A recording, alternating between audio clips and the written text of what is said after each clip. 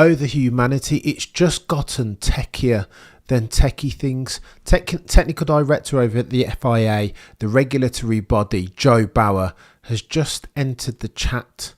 And by say entered the chat, he's gone into the McLaren garage to check out with Nicholas Tombassis the McLaren car number 4. Listen, it's a breaking news story and it will develop.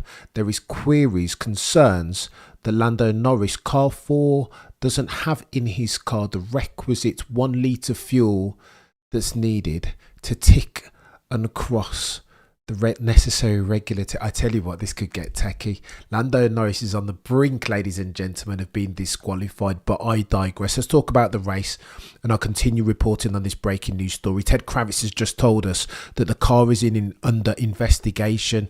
Fuel sample. Lest we forget, there needs to be a minimum of 1 litre in there in order for it to be legal. Lando Norris, towards the end of the Las Vegas Grand Prix, was lift and coasting excessively. These are not normal car checks.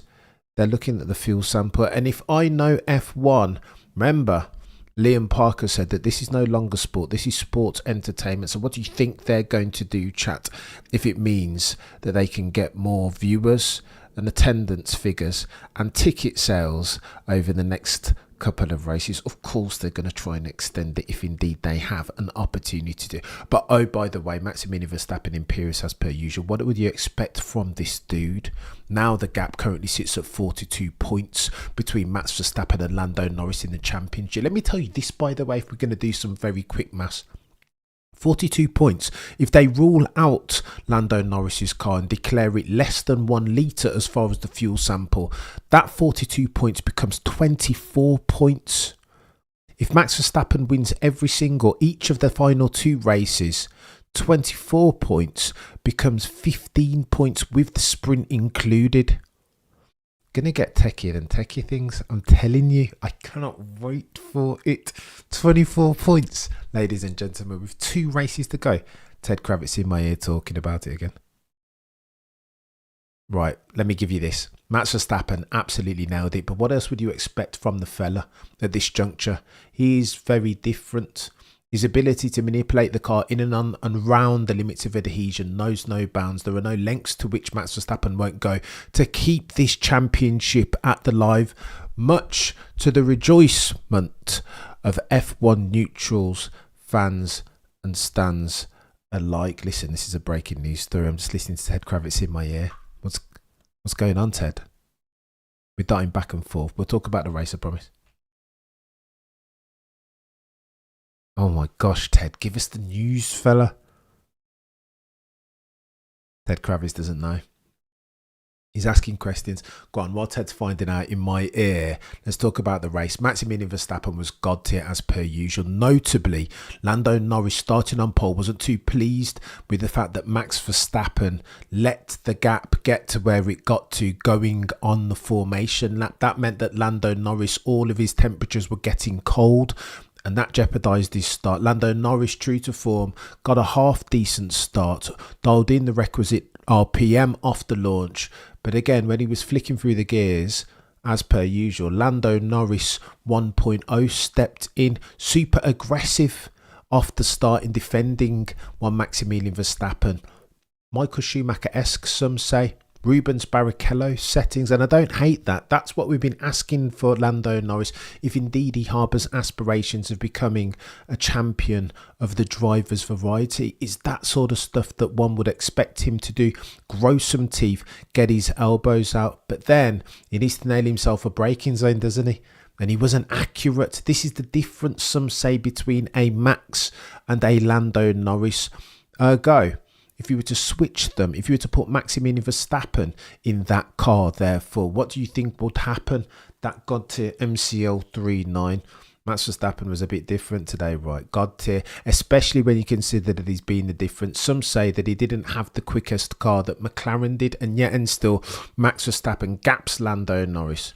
Materially, it's techie, although Lando Norris, yeah, and still leader in the championship. Right, let's go back to these points because I want you to understand the maths behind it. Currently, the gap between Max in third and Lando Norris sits at 42 points, 42 points. If Lando gets ruled out, that will drop by 18 points to 24 points. There are 3 races remaining, 2 races, 1 sprint race. If Max Verstappen wins each of those, chat, he will gap Lando over the course of the next 3 races, and Lando Norris finishes second, let's assume. Lando Norris will get gapped to the tune of 15 points. Therefore, the gap between Max and Lando as at race 24 will be 9 points. Lest we forget the 9 points that Max Verstappen gave away in his hot-headed moment in Barcelona. Oh, the humanity, chat. What are we doing? This is getting more chaotic than chaotic things. Oh, and by the way, Charles Leclerc, god-tier performance from the fella, but yet and still let down by a bloody car. He's got to go at this point. Why would he stay? There is more risk to him staying at the red car with a yellow badge and black prancing course atop than there is from him leaving, and there will be a gazillion teams looking to poach that fella, not least of whom Aston Martin. Why would he stay for? Team can't provide him with the car that he needs, nor the bloody operational infrastructure. Yeah, they can do pit stops, but what else?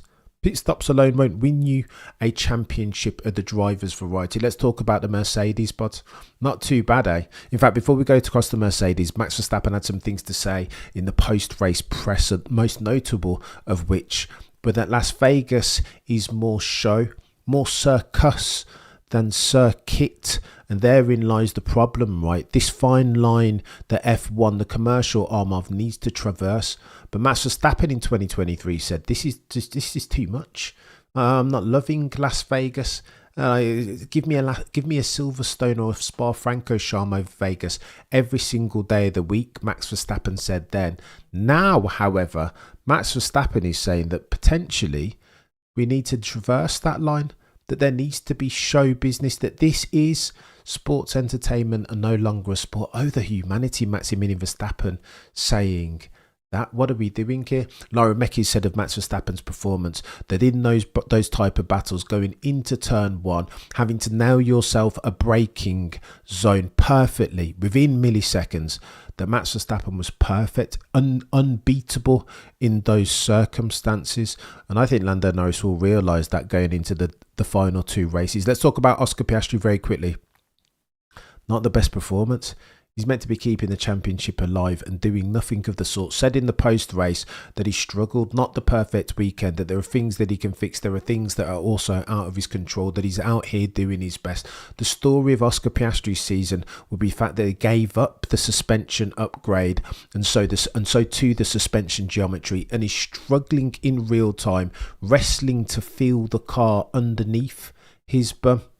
His internal gyroscope isn't sufficiently nuanced to understand what that McLaren, because of its very ambitious suspension setup, anti-squat, anti-dive, can't do it. He should have took the bloody upgrade. Oh, and by the way, Kimi Antonelli levels. There's a gazillion laps on them there tyres. 48 laps on them there hard tyres. What are we doing here, Kimi Antonelli? All the while George Russell is complaining about them going off God-tiered levels. Let's talk about George Russell very quickly. Had he had a cheeky go at Lando Norris, had he tried desperately to keep him behind him and not done the racing man's thing, run your own race, then potentially you could have got a cheeky second place, and that would have got techier than techie things. Going into the final race, Toto the boy who cried wolf as far as the constructors said that they've lost points to the single car team. Of course, he was referring to the balls that are red, being that Yuki Tsunoda's only scored 8 points all season. What are we doing here? Max Verstappen is about to nail second in the constructors by himself. That is more chaotic than chaotic things, techier than techie things. Oh, and by the way, listening to my ear, Ted Kravitz hasn't given us any more information, but we do know this about Lando Norris's car, that the FIA in there investigating. It's not just fuel sample. There needs to be 1 litre of fuel in that car. Otherwise, Lando Norris car 4 will find himself gonzo. He will be done, lose himself the 18 points that he's so crude deserved on the back of a god tier Las Vegas Grand Prix race weekend. Tell us what's going on. But again, you know what? It's not a good indication, is it? The fact that Tom Biasis and Joe Bauer are in there, that the FIA are now in the McLaren garage inspecting in real time. This is being escalated. I think they're going to, but I think we're going to be a breaking news segment in the next couple of minutes, and Lando Norris is going to get ruled out. Going in to the Qatar Grand Prix weekend, next weekend, the difference between Max Verstappen and Lando Norris potentially would be 24 points. This is conjecture and speculation. Of course, we are playing hypothetical games. 24 points. It's going to get tricky. More chaotic than things. Listen, there will be a breaking news story in a couple of minutes' time, but that's your Las Vegas wrap-up. Chaos Grand Prix.